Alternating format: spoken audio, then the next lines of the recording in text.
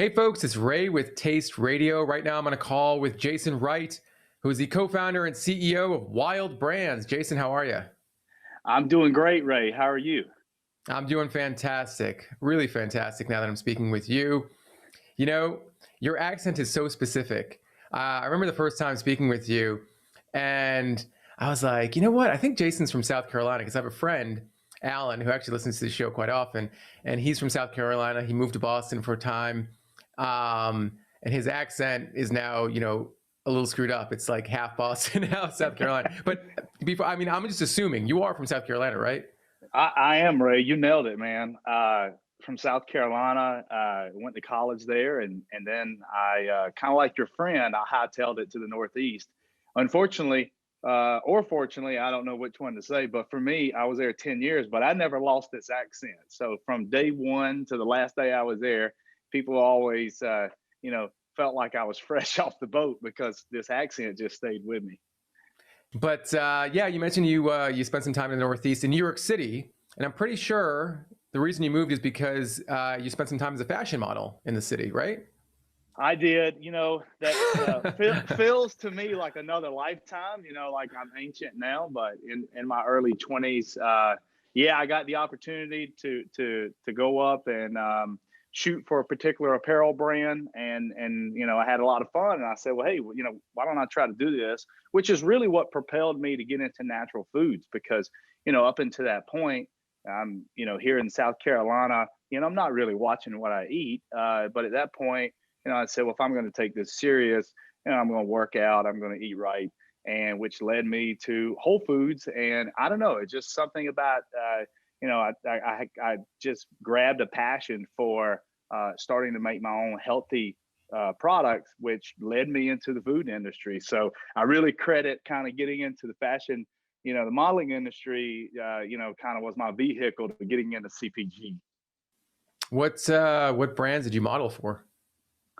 Abercrombie was one of them. Hanes was one of them.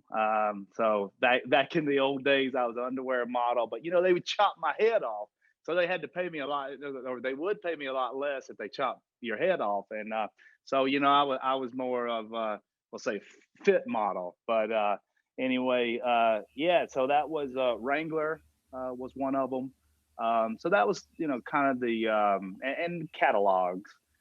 But listen, it didn't last long. There was no career for JW in the modeling industry.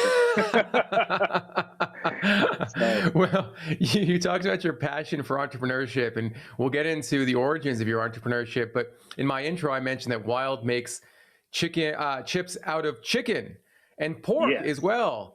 And I'm sure there are people listening being like, "What? What?" Okay, yes. so just give folks an idea who haven't sampled your products. Give them an idea of what they should be expecting when they're eating your products.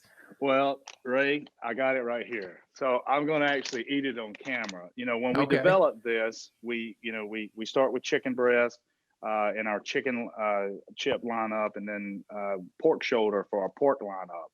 But my passion, I mean, really the vision, I should say, what I wanted this product was I wanted it to eat like a potato chip. And so, the customer folks should expect this product to eat like a potato chip. It's crunchy, it's crispy. Oh, I never wanted the product to eat like jerky. I just really, when I started this product, we all love potato chips, but I don't do really well on a high carb diet. So the vision here was, well, let's replace the potato with, protein, but I never wanted to lose that crunch. So that's what customers should expect. They should expect it to eat like a potato chip.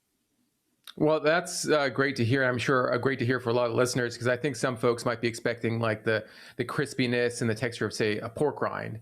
Yeah, so pork rinds, they really puffy and airy.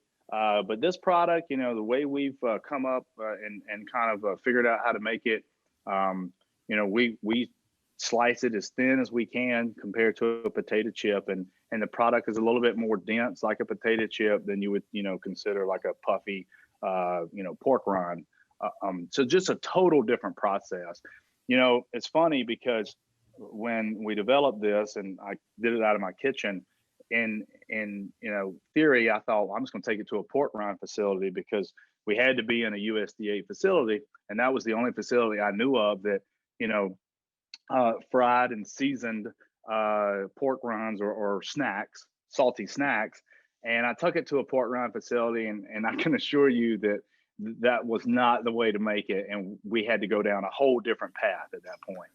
Well, we'll talk about that path shortly, but let's back up a little bit and talk about your first brand, which was called Feed Granola. You explained, that your passion for healthy living spurred this idea, but it's interesting because granola is pretty ubiquitous now. But when you started the company, it was more of it felt like a little bit more of a natural food kind of thing. So, why did you land on granola? Why was that the sort of opportunity that you saw for a brand? Yeah, so the granola company was not something I ever set out to do. I started making healthy snacks, and I, would go down to my local health food store in the city, and buy seeds and nuts and fruits, and it was kind of a concoction I came up with. And lo and behold, friends and family liked the product, and I started selling it at the local gyms there in the city. And it kind of just by default, it turned out that my first company was a granola company because I just made that as a healthy snack. I didn't know about Bare Naked at the time, but we quickly, I discovered them about, I don't know, 6 months into the brand, which, I was kind of, you didn't have Instagram back then. You didn't have, it was the old school days. We're talking about early 2000. And so I discovered them on the Food Network channel. And I was like, oh man, here's a company that's 3 years ahead of us, and then you start to see them on on store shelves everywhere. But looking back, I learned a lot there. But I would not have picked granola knowing what I know now. If I could go over again. Well, I think competition is one part of it. I'm sure you learned a lot from the experience. What was something else? I mean, what else did you learn from Feed Granola that you were able to incorporate? What were some of those lessons that you were able to incorporate into Wilde? Yeah, so right out of the gate, big one comes to mind is being different in the market. Here, I mean, it was tough with a granola because you got oats and nuts and fruit, but I had no staying power. And that's what I didn't know now, or didn't know then, but I know now. Compared to Bare Naked, it was a more superior product.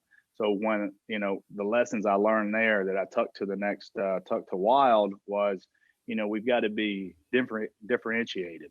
There's got to be something that is our flag in the sand, and not just a Me Too product. So that was a big lesson learned.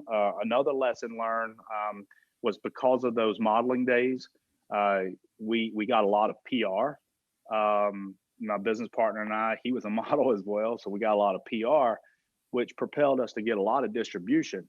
And I wasn't,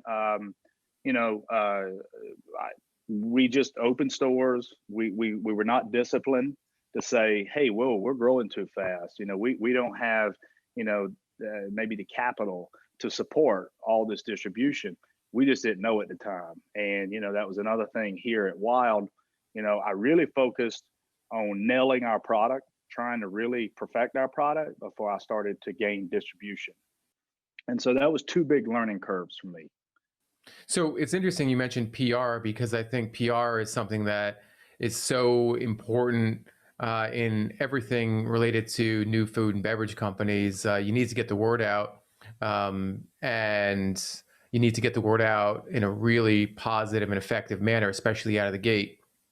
But from what I'm hearing is sometimes PR can backfire on you if you are not prepared for the distribution and retail opportunities that are coming your way.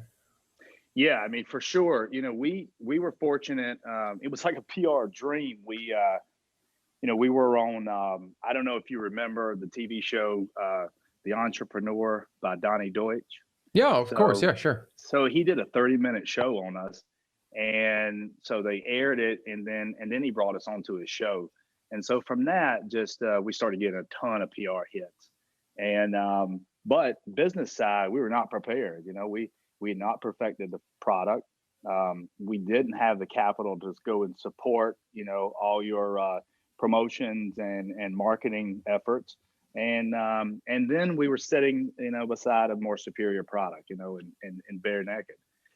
So yeah, that you know, now at this moment in time, I would love to have all those PR opportunities, but you know, so Yeah, well, explaining and communicating to the end consumer what your product is all about is really important. PR certainly helps in that way. And again, we'll talk a bit about education as it relates to chicken and pork chips. But you know, post feed, you stayed in the food business and started working for a startup called Yum Nuts. What was Yum yep. Nuts all about?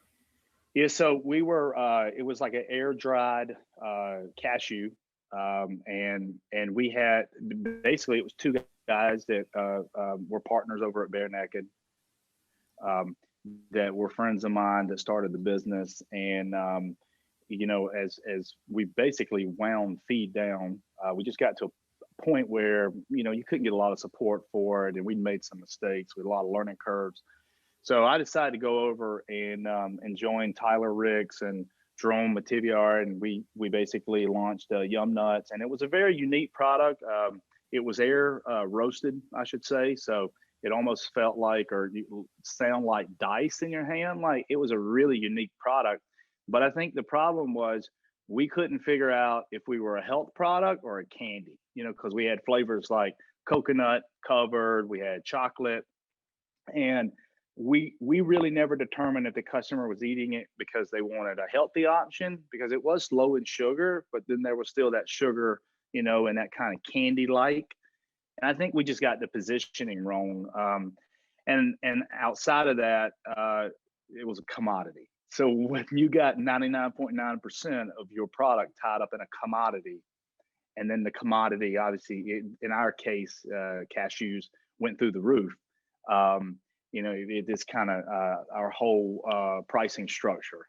You know, we had a problem with our pricing structure. So, but it was a fun experience. You know, another learning curve, but a fun experience. It's funny you mention that one of the issues with Yum Nuts is that it was a commodity, essentially a commodity brand, because your next job is with the wonderful company. Now, you know, pomegranates weren't necessarily a commodity in the United States back in the day, a little bit more so today. Obviously, pistachios as well, also commodity products. So, you know, how did going to the wonderful company reshape, I guess, your perspective on food and support that entry back into entrepreneurship as the founder, co-founder of Wilde? Yeah, so basically, you know, one thing I learned at Yum Nuts with a commodity is you better own the farm.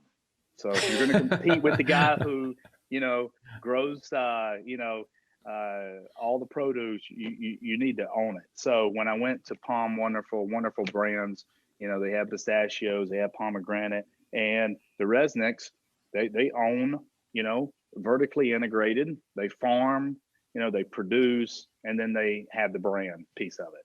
And so that kind of started to plant the seed in my head. As you know, I knew I wanted to go do my own thing again, but it planted the seed in my head was my next adventure. You know, I would like to be as vertically integrated as possible, control, you know, everything from A to Z. So that was an experience that, you know, really kind of instilled in me, like, you know, vertically integrated next project. Let's talk about the original idea for Wilde. It wasn't chips. It was not. It was something else. What was it? Yeah. Yeah. So it was a meat-based protein bar, and kind of another situation that I almost, you know, got myself into when I look back at feed. I was living in Austin. I was training for a marathon. I was eating jerky. I was combining it with granola, and the idea popped in my head. It was like, why couldn't we have a, you know, meat-based protein bar? You know, kind of a granola meets or a protein bar. You know, kind of meets jerky. And so I go down this path, and that's what Wilde, you know, was born as. But here I am going down this path, and here I go discover Epic, right? And so I'm chuckling because I've been by the Epic headquarters in Austin. And I'm like, yeah, so at the time they were not there, so they didn't have their South Congress. Basically, I was in a little gym right outside the city, and they had a little juice bar. And boom, I walked into the juice bar, and I could see this packaging, and I saw the animal, and it was clever. I was like, I know what that is. And they were not in Whole Foods yet, but it's similar situation to feed.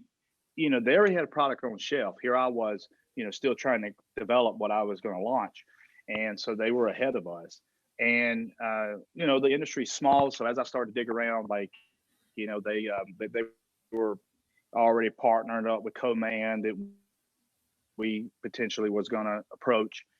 So at that point, I decided, well, let's move the Boulder. Let's take Wilde to Boulder. If I launch this brand in the backyard of Epic, they're already here. They're already established.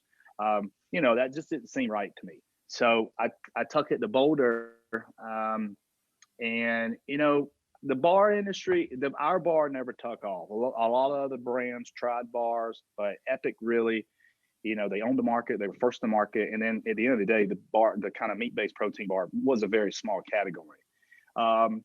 Here we were, we were facing some tough decisions. Brands launched, brands not doing well. I really need to pivot. And I knew that I couldn't pivot for a jerky. I couldn't pivot for a stick. Like, I had to have a wow factor. And I had this idea about the chip. And, I worked, tirelessly in my kitchen trying to figure out to give my investors a prototype. Because at that time we were starting to lose a lot of faith from current kind of investors, and got very fortunate that, I got this product in front of them, got this product in front of some new investors, the chips, and a lot of people saw, a big idea here, and that's how we transitioned from the bar to the chip.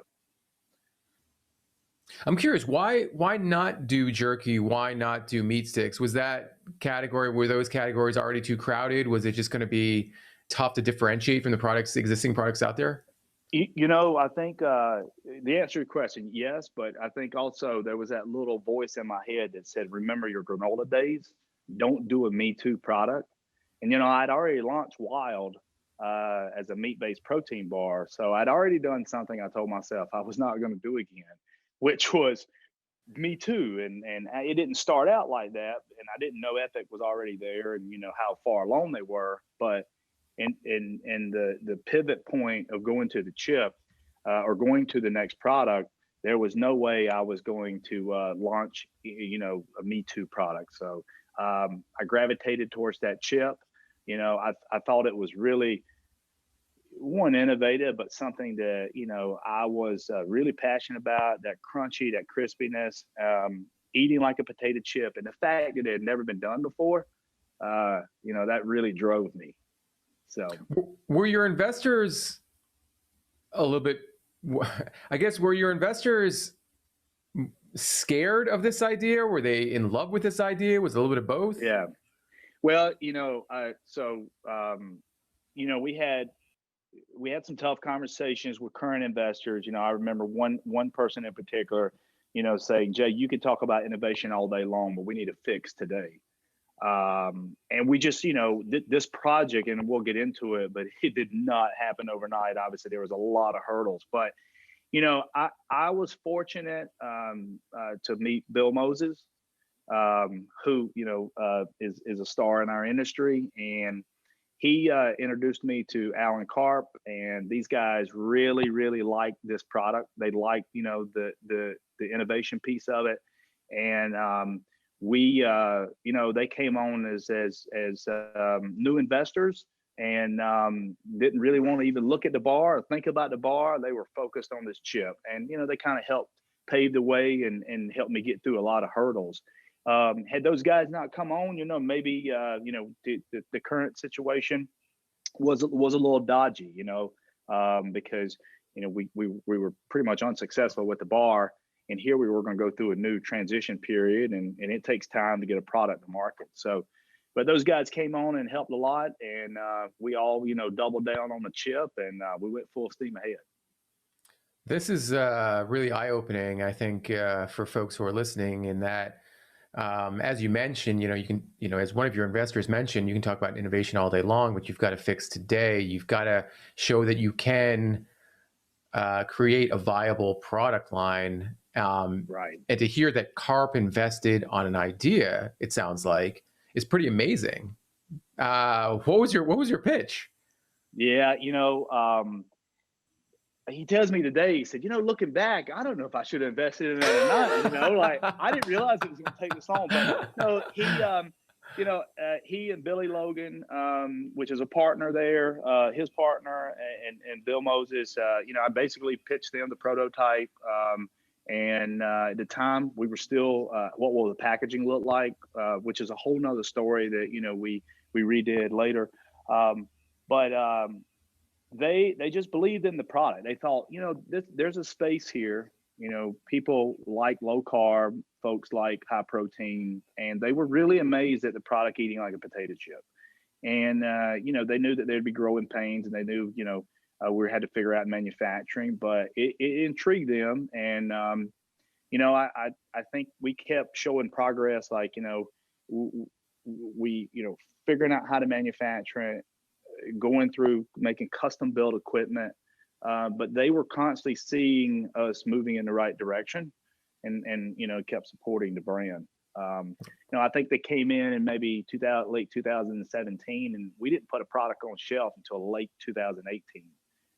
So there was a year of a transition period of kind of relaunching. Yeah, I think I remember first trying the chips at Expo East. It might have been 2018.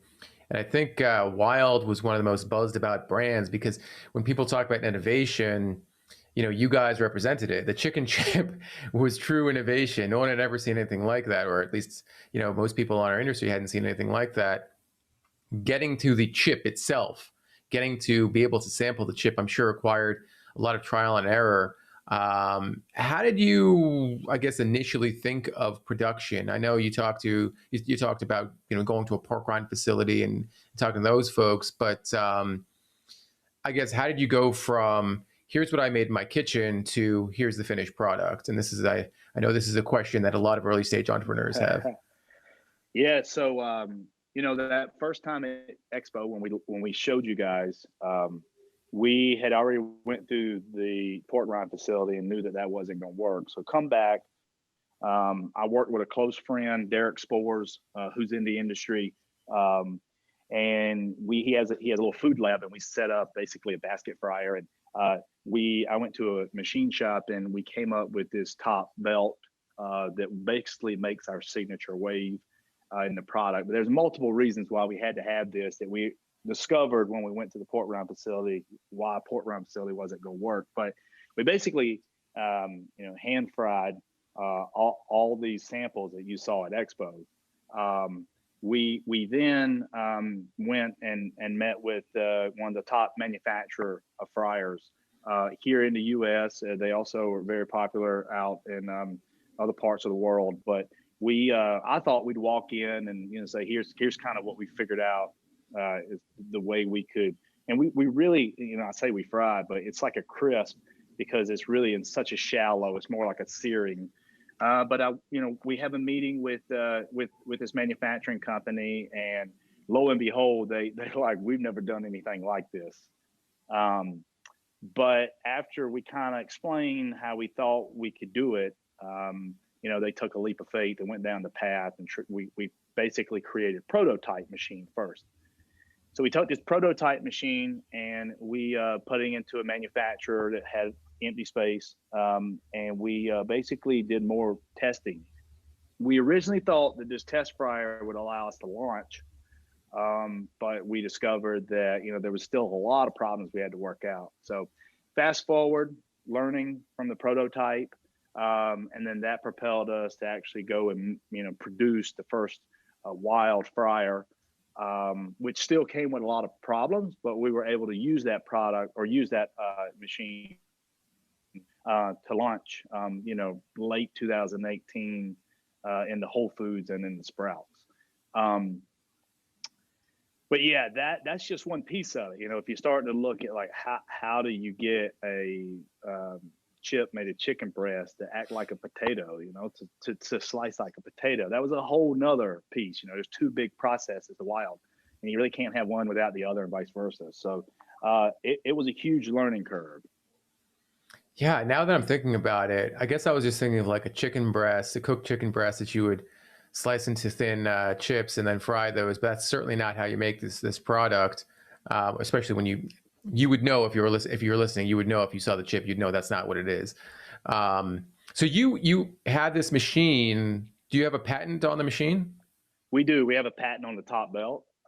So we this just basically discovered, and with the help of the manufacturer, the prior manufacturer, that this has definitely never been done in the food industry, and you guys should move forward, try to patent it, and we did. So it sounds like having this machine in a co-packing facility might cause some issues, and that the co-man might want to use that machine for other products. So did you run into any issues with your co-man? We did. We I tell entrepreneurs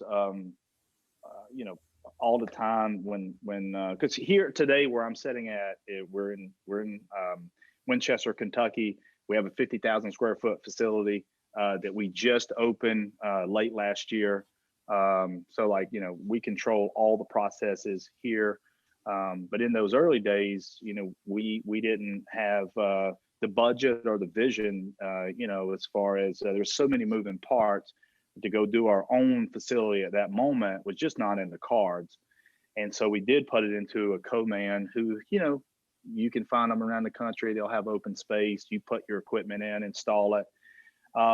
So we did that, and we just had a lot of problems. We had problems where, we were still operating the line. We were still making the product, but yet we were paying hefty, toll fees that come with the co-man. And then, this particular co-man had a lot of larger meat-based companies. So, this product obviously being meat, you got to operate under USDA. So you can think about any manufacturer out there that's making jerky, is making sticks.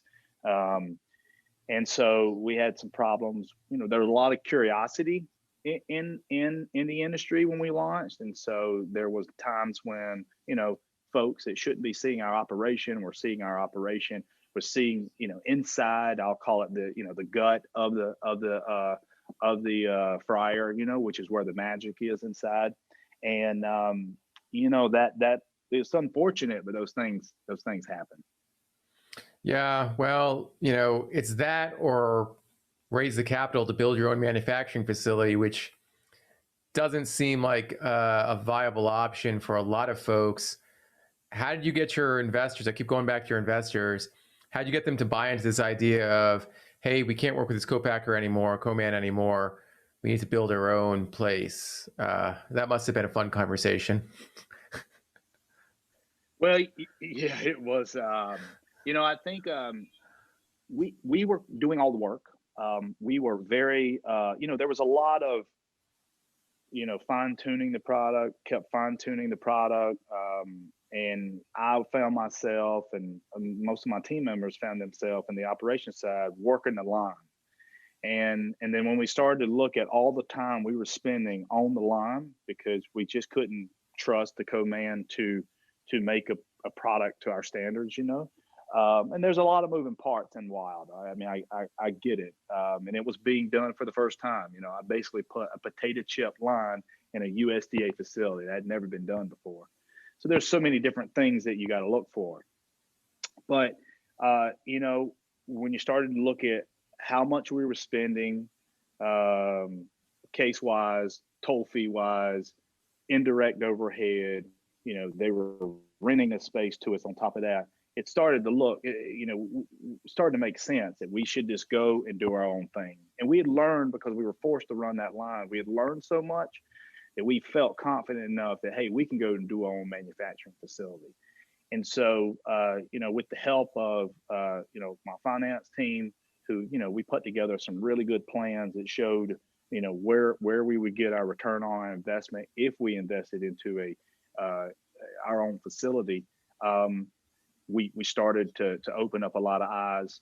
Alan got behind it. We have a strategic partner that once we knew that our equipment was getting shown, that strategic partner said, you guys really need to get all these secrets under one roof.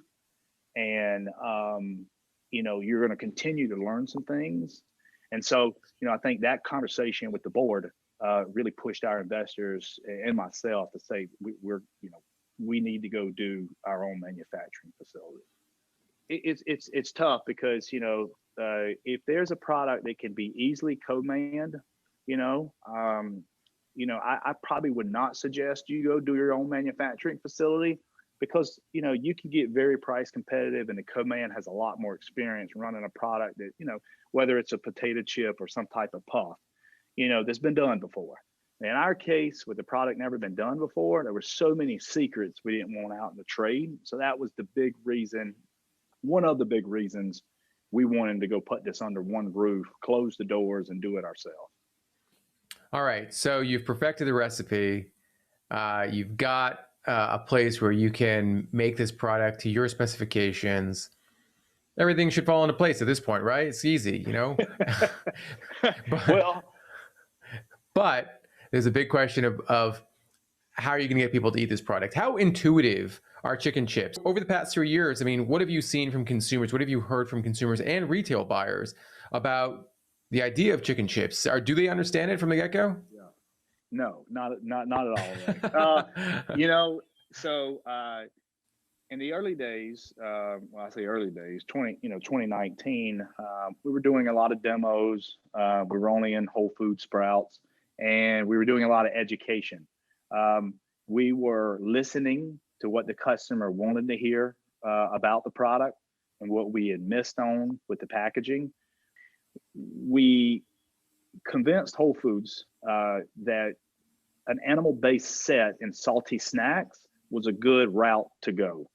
There was a shopper, keto shopper, there was a CrossFit shopper, there was a fitness shopper, low carb shopper that had basically stopped going down this aisle. And in order to get this customer back into the aisle, we needed a destination. So we helped create the animal-based protein set, which consists of Epic Pork Rind and 4505 and Wilde and Lesser Evil, animal-based salty snacks.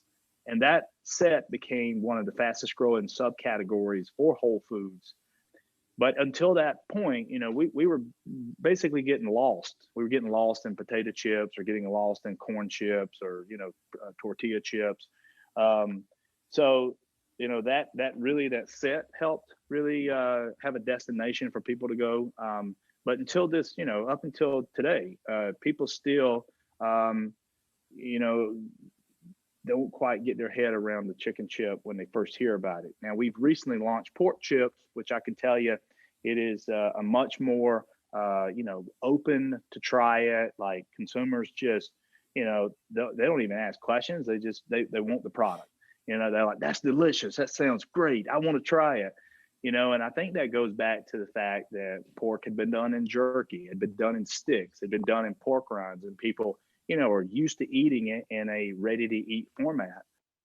In that pitch to Whole Foods, when you were advocating for an animal-based protein or animal-based salty snack set, how much of your pitch was about data versus the story of, hey, keto consumers, CrossFit consumers are going to want this product?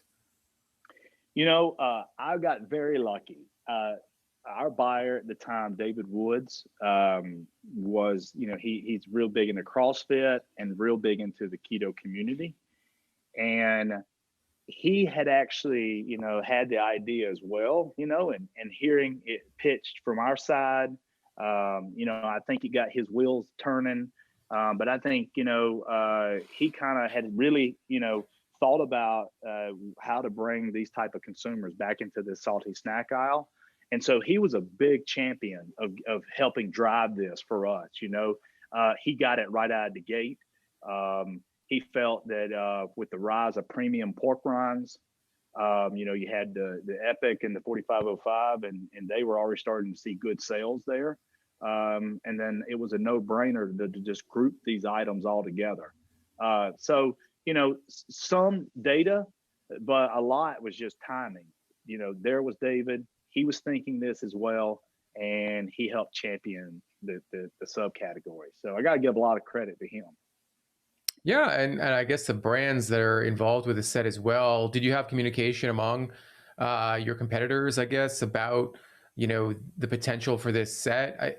I know that's probably a weird conversation to have, but I mean, were you talking to these guys from 4505 and Epic? Well, no, David kind of took that role on and kind of talked to all the brands and said, "Here's what I'm thinking. Here's what I'm going to do." But we built the set and we brought it in on our presentation and showed, hey, we believe these items should be placed together, and he kind of ran with it from there. Well, there you go. Make his job a Yeah. little bit easier. Again, going back to the end consumer, once they see this set, once they see these brands grouped together, they still want to know, okay, what does it taste like? What am I going to experience? What should I expect from this product?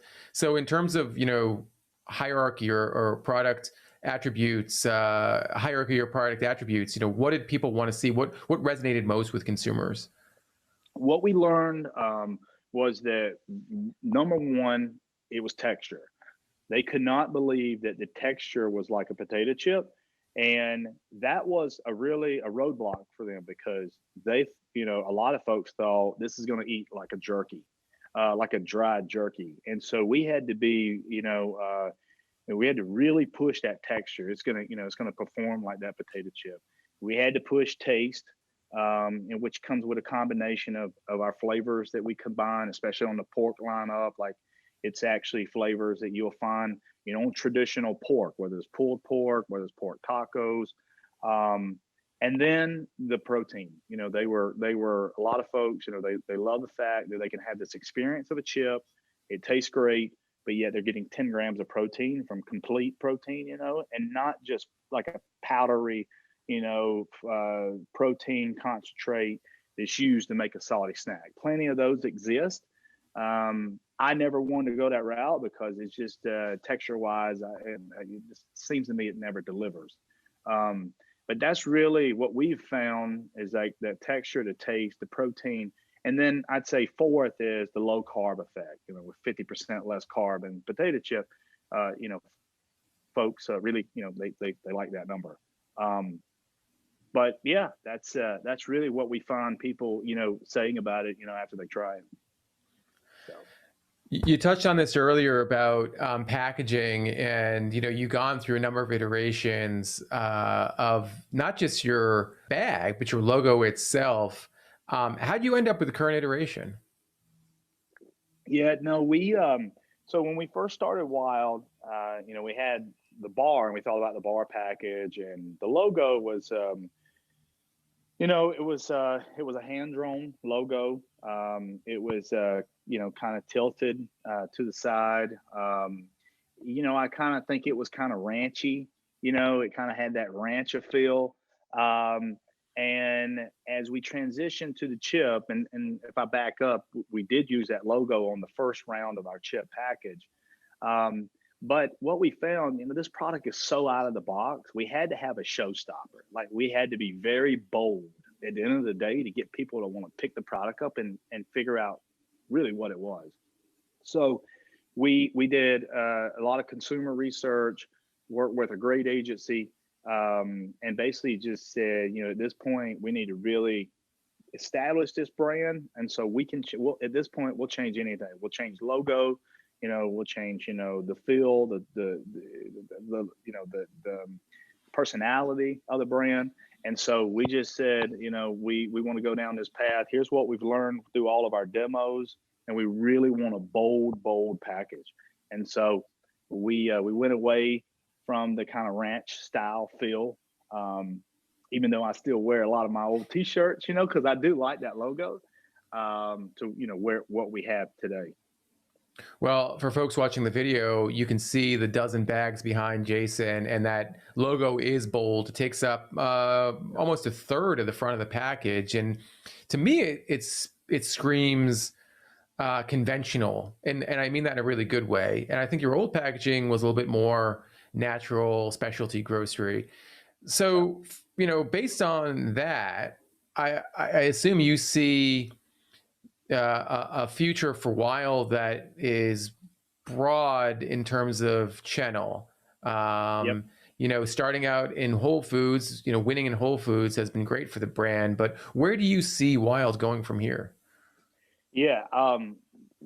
We have a big partnership coming with Kroger at the end of the year. We have some partnerships with some, 7-Eleven and some C-store channel.